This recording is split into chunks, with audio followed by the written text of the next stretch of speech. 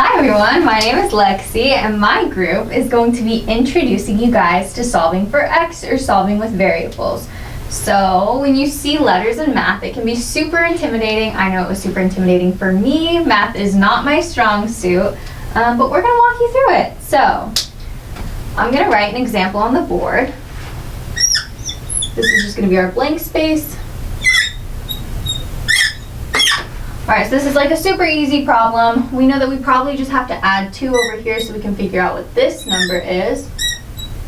So I'm going to have 2 to both sides. This is obviously 6. And we have our variable. So the answer is probably 6. And if we plug that in, it makes sense, right?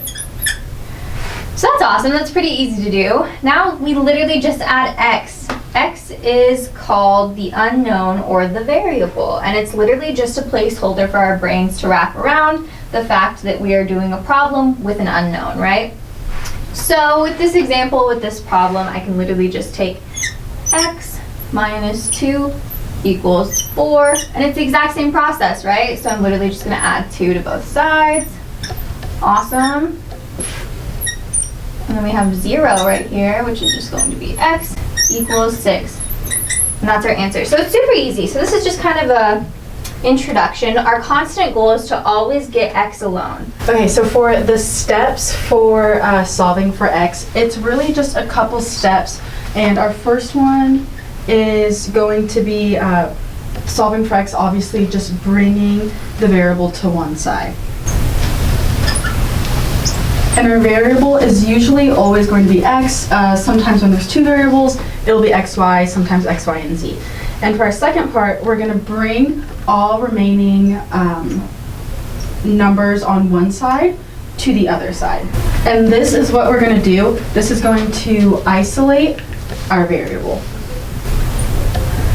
And then once we do that, all you're going to do is simplify. And then find x. So now we're going to have Emily practice out some of these problems, and we're going to give her about 4 problems to do, but she's going to start off with just 2. And we're going to start off simple with just an easy 1 variable to the side, just some multiplication and dividing.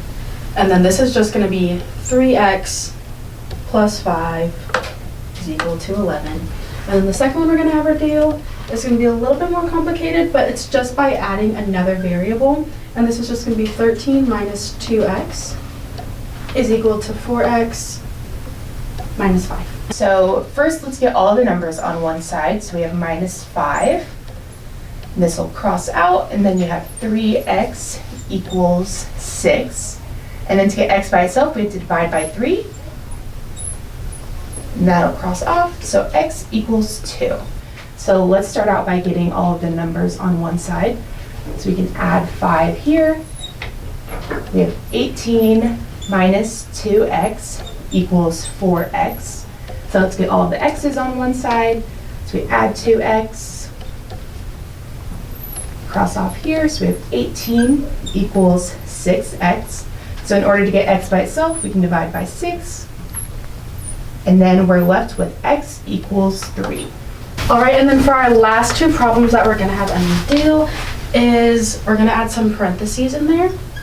And so we're going to do 2 plus 4, 3x plus 2, close those parentheses, and then we're going to do 2 parentheses 5x plus 1 plus 14. So she's going to do that one, and then over here I'll do our last one, and then this is just going to add some fractions, and so it's just going to be 2x over 3 plus 4 is equal to 3x over 2 minus 1. There we go.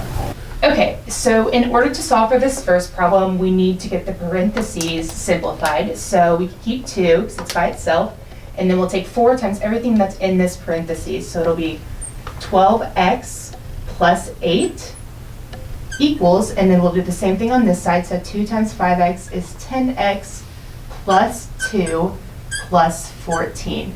So let's simplify these up again. And so let's get all the numbers on this side. So we have 2 plus 8, which is 10, plus 12x equals 10x, and then 2 plus 14 is 16. So let's get all the numbers on one side, minus 10. So we have 12x equals 10x, plus 16 minus 10 is 6. And then we can subtract our 10x. So we have 2x equals 6. So divide by 2, and we are left with x equals 3.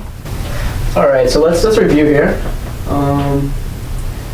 Because we're solving for x, so just go over the steps here. So our first step would be bring the variables to one side. Because we want to isolate the variable, so that would just be our next step. So after isolating the variable, we want to simplify the equation. Then after you isolate the variable and simplify the equation, you're going to want to solve for x. And that's all we have for solving for x.